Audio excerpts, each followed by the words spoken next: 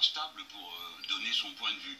D'autant que vous avez vu, les trois, nous étions dans les 7 millions de voix. Ça s'est joué, pour ce qui me concerne, à 600 000 voix. 600 000 voix de plus et on n'en serait pas là où on en est ce soir. On aurait une confrontation entre M. Macron et moi. Par conséquent, j'ai eu raison de prendre mon temps pour m'exprimer. Et ensuite, je me suis exprimé peut-être sans sentir la force qui avait été rassemblée. 7 millions de voix, mais surtout en tête, dans des dizaines de communes et les plus grandes villes du pays. Ce qui me donne dorénavant une responsabilité singulière. Je ne peux pas être le même homme qu'avant. Je suis le porteur de cette force et je sais que le résultat, ni la semaine dernière, ni cette semaine, ne procurera au pays aucune stabilité. C'est-à-dire que les deux finalistes regroupent à peine 45% des suffrages exprimés et une masse considérable de Français s'est encore abstenue, je vous le rappelle, 10 millions la dernière fois. Donc le vrai jugement politique, celui qui va confirmer l'orientation du pays, c'est les élections législatives. C'est la raison pour laquelle je vais mener moi-même la manœuvre et conduire la force qui s'est rassemblée autour de moi pour qu'elle devienne une majorité parlementaire. Voilà. Avant les législatives, il y a tout de même un second tour. Bien sûr. Il va falloir choisir.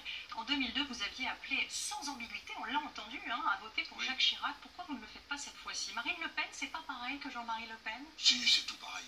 Alors, mais les circonstances, mais vous allez voir, je vais vous répondre très clairement. D'abord, il n'y a pas d'ambiguïté dans ma position. Ma position, ça n'est pas... Vous dites que vous ne donnerez pas votre vote. Ma position, ça n'est pas ni.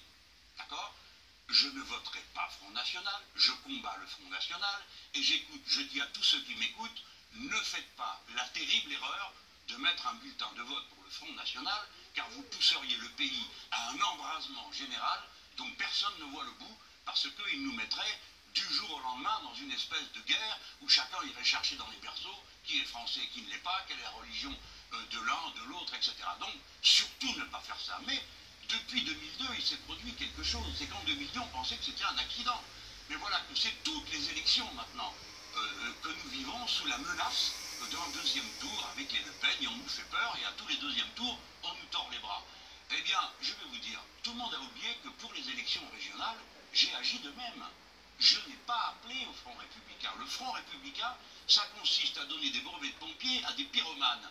Je n'ai rien de commun avec les républicains, rien de commun avec le Parti socialiste sur le plan des orientations politiques. Par conséquent, je dis à chacun, usez de votre intelligence, sachez ce que vous avez à faire, parce que c'est vous qui le savez. Pourquoi je dis ça? Parce que mes amis sont partagés en trois groupes, comme je l'ai vu au régional. Ceux qui se préparent à voter Macron, je respecte leur trajectoire. Ceux qui veulent s'abstenir, je les respecte. Ceux qui veulent voter blanc. Et moi, mon devoir est de leur dire...